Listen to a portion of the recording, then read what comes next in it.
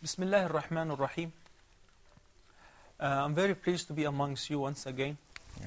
And today, actually, since we're getting very close to the conclusion of our subject, raising the children in Islam and giving the good tarbiyah and so on, there is a very important means of tarbiyah which we should really discuss, which is a tarbiyah through exhortation and warning, or let's say al-thawab wal-iqab, al-targhib wal-tarhib, reward and punishment. And as a matter of fact, Osama, as you know, everything in life is all about reward and punishment.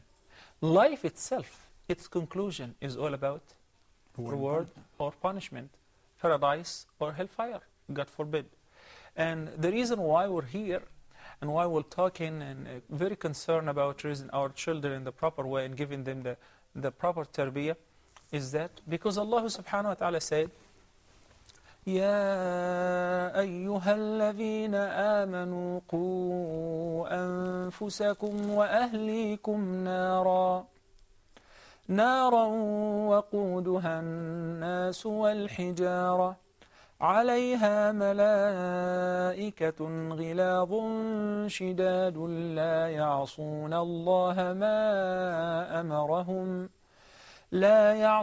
الله ما أمرهم ويفعلون ما يؤمرون. This ayah of Surah Al-Tahrim is a command from Allah subhanahu wa ta'ala for parents to protect themselves and their children, their family members, against a fire.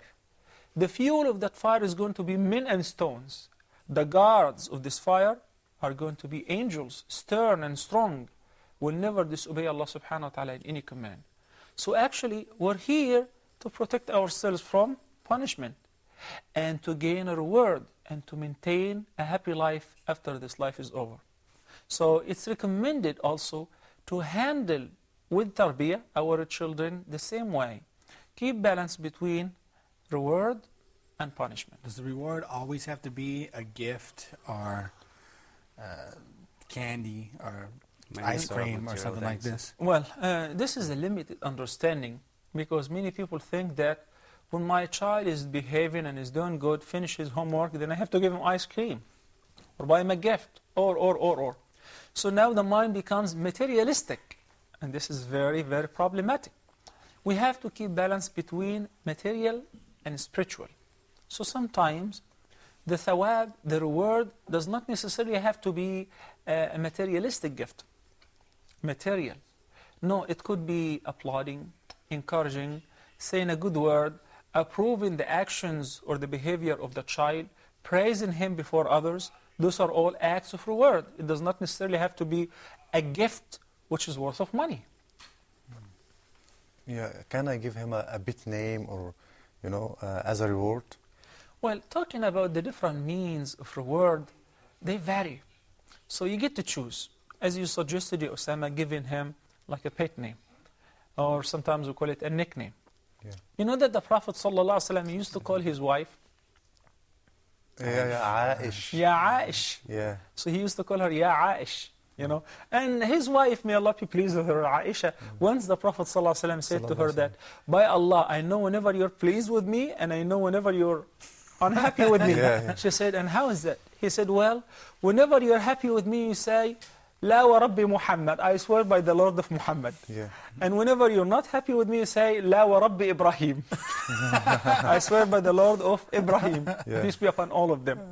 So she said, yes, even though that I may desert your name, but my heart never deserts you, Ya Rasulullah sallallahu alaihi wasallam. So similarly, keep in mind that whether it's a reward or punishment, especially when it comes to punishment, if you're deserting, if you're punishing, but the heart is so attached to the child that you hate to punish, but you're doing this for the benefit of your child.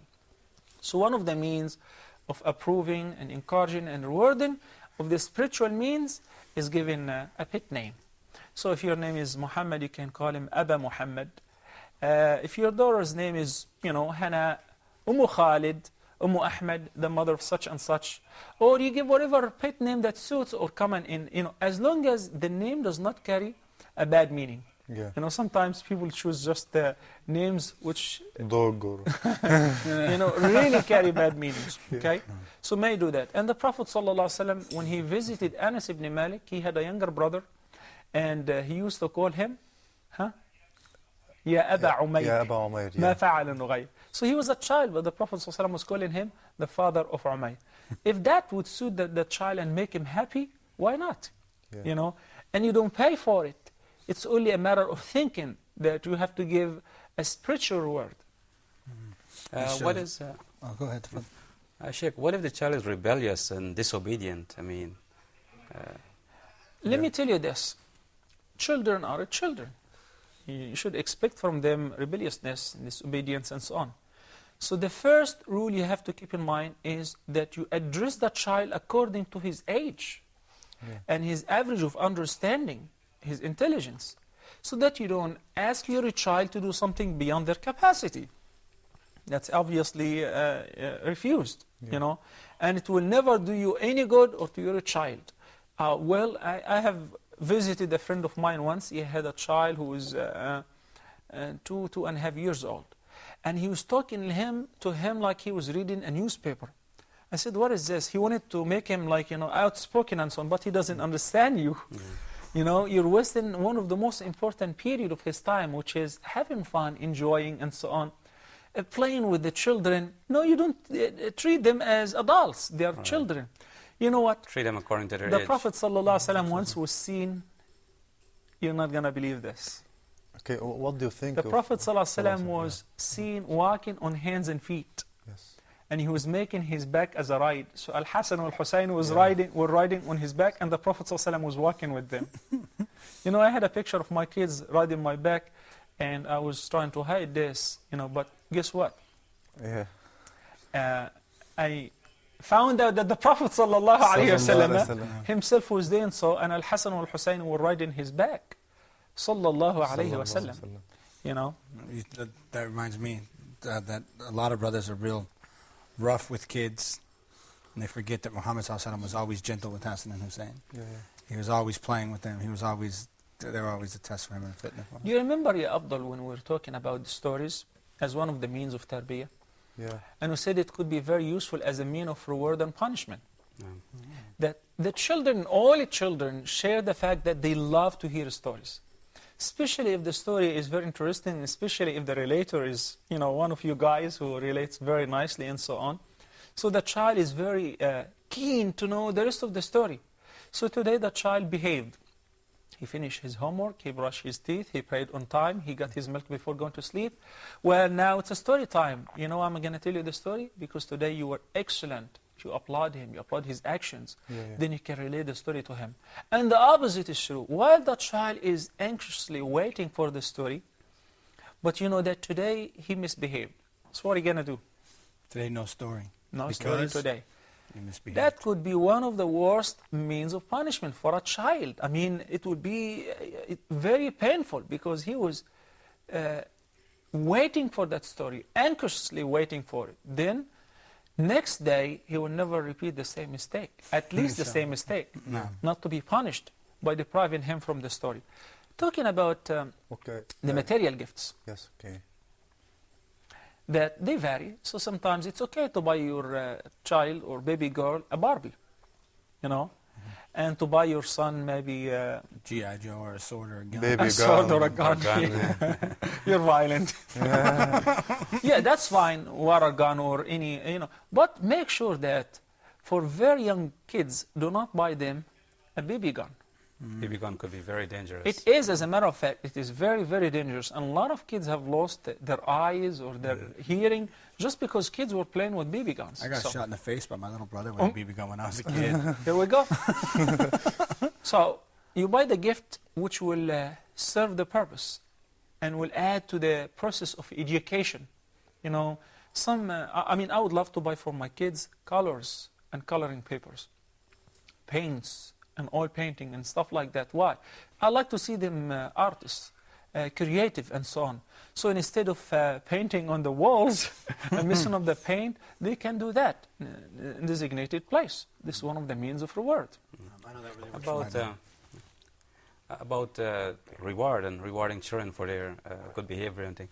Just at a very young age at work, just the other night, my child didn't want to drink her medicine, Sarah, 18 months old, didn't want to drink the medicine.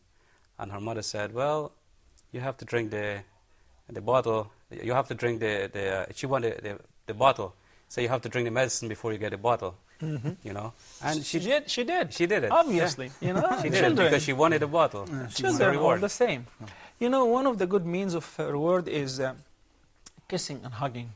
A lot of parents neglect that. They come from work, especially fathers, exhausted, extremely tired.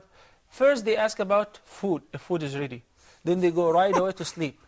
You know, you're missing a very important thing, which is, you know, receiving your child or children with hugs and kisses and, you know, cheerful smiles, like, you know, you've been missing them. Playing with them. Yes. Similarly, they will be waiting for you. The moment you walk in, the mother have to play a very important role. Your dad is coming, your father is coming. Yeah, it's a big deal. The father is coming. Yeah, my wife always she goes, Layla, go look if your dad's come. Go look, and Layla will go look on the balcony, and she'll look down the street for me to see me coming. And Daddy's here, Daddy's here. And then she runs and lets like my son know and everybody, and then they're waiting for the door for me when I come in. It's actually you raise your children, they do not raise you. Yeah. So if you teach them this, they will be like that, you know. I'm going to go check on dinner. That's why you guys are here, dinner and a talk. So let me go check on dinner. Sure. Okay.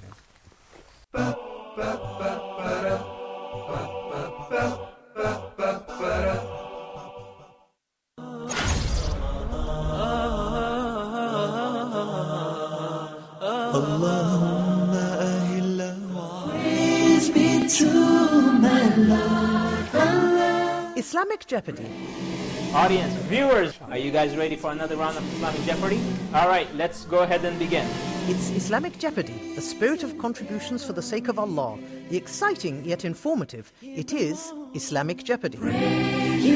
Join us on Islamic Jeopardy, the quiz show featuring trivia in fiqh, aqidah, history, poetry, riddles, science, Arabic, and other topics this Ramadan.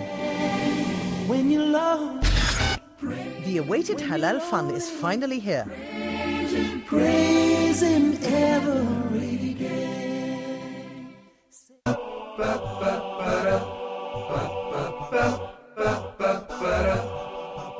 Yeah, Sheikh, we've talked a lot about reward, but my kids don't go for that, man. You're a man of punishment.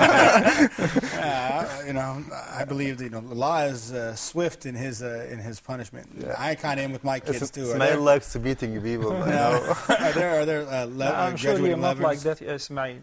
However, punishment is there, as we stated in the beginning. Yeah. As a matter of fact, religion ordered us, our deen commanded us to protect and safeguard 5 things. Yeah. And not to violate them. The first and the foremost is deen itself. Then one's soul and body, one's honor, and one's wealth, and one's aql and mind. So those 5 qualities, Allah subhanahu wa ta'ala ordered us to safeguard them. And that's why any violation or any aggression against them, whether it belongs to yourself or to others, Allah subhanahu wa ta'ala have a set punishment for those violations. For instance, drinking is a violation of the right of one's mind, being intoxicated and so on. And body. You know, so there is actually beating and lashes for a person who drinks. False accusations, there is punishment for that. Adultery, for every violation there is a punishment. When it comes to raising your children, you are the man who is charged for setting the punishment. But keep in mind that kids vary. So some kids, for them or to them, just giving them that look is a very severe punishment. Yeah. Some kids, by depriving them from the bedtime story is a punishment. Yeah. Some kids do not go by that. Do you recognize any of them, Ismail? Yeah, well, my son Abdullah, he's still a baby. So when he messes up, I just kind of go, You know, I give him that look, and he starts to cry, and then I feel bad because he cried because I gave him the look. But my daughter Layla, she's at that age where you're somewhere between physical punishment and taking stuff away from her. How old is she? She's 3. She's 3. Yeah. She's still even young to talk about punishment. Talking about punishment begins when the child is aware of what's going on, knows that this is right and this is wrong, you know. But you're talking about Abdullah, who's a baby still crawling. Don't talk about punishment. Don't even give him that look, you know. Yeah. Yeah. You know, I remember when I was young and my father would want to punish me. He just kept himself with silent. He didn't speak to me. So for me, I like him to beat me better than do that. Yeah, you're talking about deserting. Yeah. Yeah. You So see, when your father is silent, you know it's coming. Yeah. actually, you guys have talked about different kinds of punishment. What about if we set it the right way? That we were ordered to have what's known as gradating, going step by step. So you begin with the lightest. You know, you don't begin, you know, many people once we talk about punishment, their mind right away goes to Nah, I'm going to spank that. beating and hitting, and spanking and all of that. No. As a matter of fact, beating and spanking would come by the end of the chain. The bottom, Yeah. you know, that's your last resolution. Force, power, and violence. But before that, there are so many means of punishment that can correct the child. For instance, you can correct by just the word. Like the Prophet ﷺ once was eating, and that boy, Umar ibn Abi Salama, whom the Prophet ﷺ was raising in his house, he was eating and his hand was going right and left and everywhere, collecting the food from the tray. So the Prophet ﷺ simply corrected him, said, Ya ghulam, سم الله وكل بيمينك وكل مما يليك. Right? Yeah. That's it. It was sufficient for Umar ibn Abi Salama to learn. Not only that, he taught us, so that this hadith became like a doctrine of etiquette for the entire ummah. It's the way to eat. Some people, the word will be sufficient to them, and some others, they will not listen. So we can go to the next step. Next step, for instance, that Depriving of toys or playtime or something like that. well, yes. Also, by instructing, this is wrong, and you have to change it by your own hand. Use your authority. I remember that once the Prophet ﷺ was on the back of his ride, and behind him there was his cousin Al-Fadl ibn Abbas, may Allah be pleased with him and his father. And a lady came to ask the Prophet ﷺ a question. So Al-Fadl was looking at the young woman because she was pretty. And the Prophet ﷺ, by his own hand, he changed his head. He turned his head to the other side. So he would keep looking, and the Prophet ﷺ would keep changing him. You know, if it requires that, do that. And that's why you have the authority. The Prophet ﷺ said, مَنْ رَأَى مِنْكُمْ مُنْكَرًا فَلْيُغَيِّرْهُ. Whoever sees and witnesses wrongdoing, he should change it. Either by the hand, and the hand he expresses about authority. Or by the tongue, the advice. Or at least if you cannot afford it, then you should condemn it by the heart. Yeah. You know? There was a brother in Denver, he used to do that. In the masjid, there's 2 steps that go down this way, and the men go this way, and the women go this way. And a lot of the young brothers who aren't married yet, they kind of hang out, and they look at where the sisters are coming out.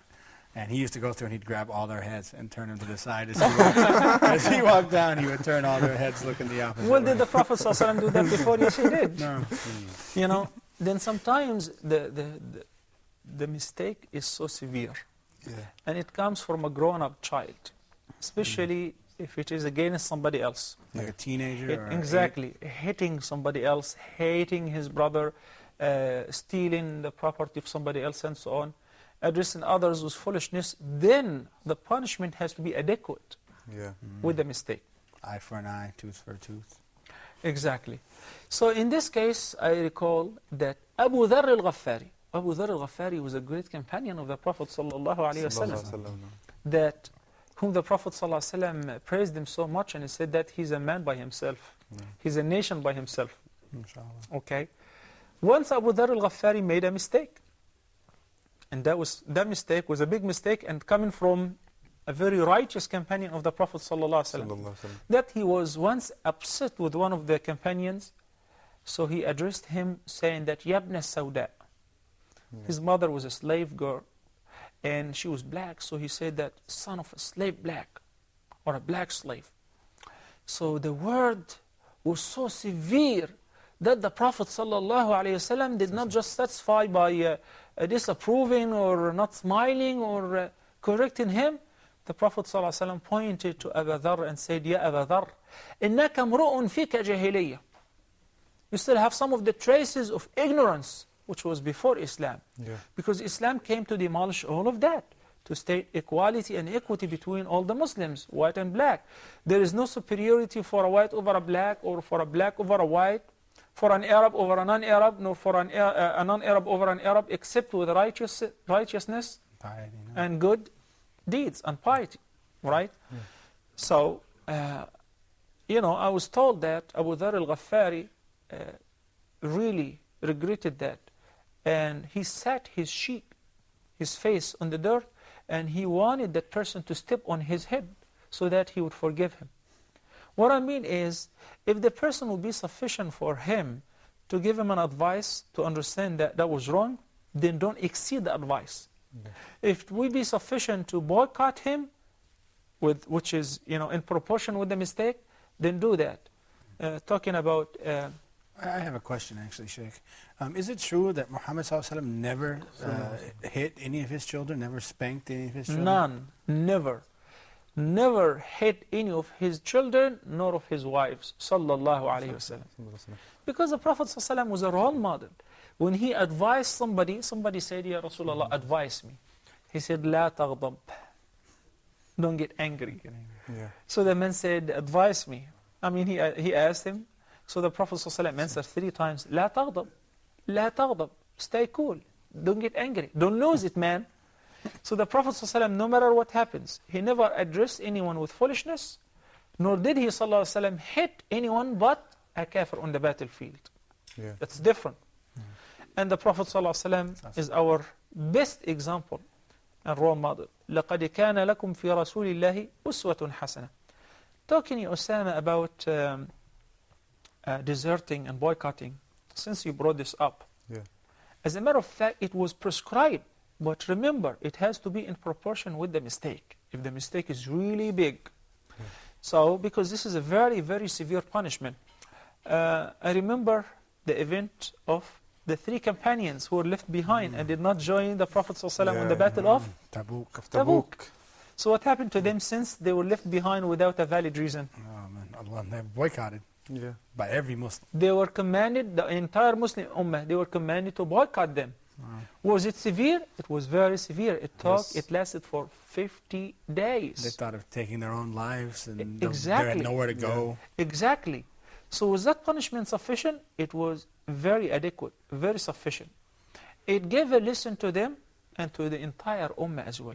It emphasized on the fact that whenever Allah or His Messenger ﷺ call you to do anything, go on a tool. You learn fast, mashallah. But we want you to learn the Fusha, not the slang. Okay, so the reward should go along with the punishment. As we see in the Quran, in a verse, Allah mentioned the hellfire along with the paradise or the Jannah. It's always glad tidings and warnings. This is very interesting because Allah subhanahu wa ta'ala in the Quran keeps balance. So that the same number of times Allah talked about paradise, that you find same number of times mentioned, or equal number of times mentioned an-nar, dunya, hereafter, and so on.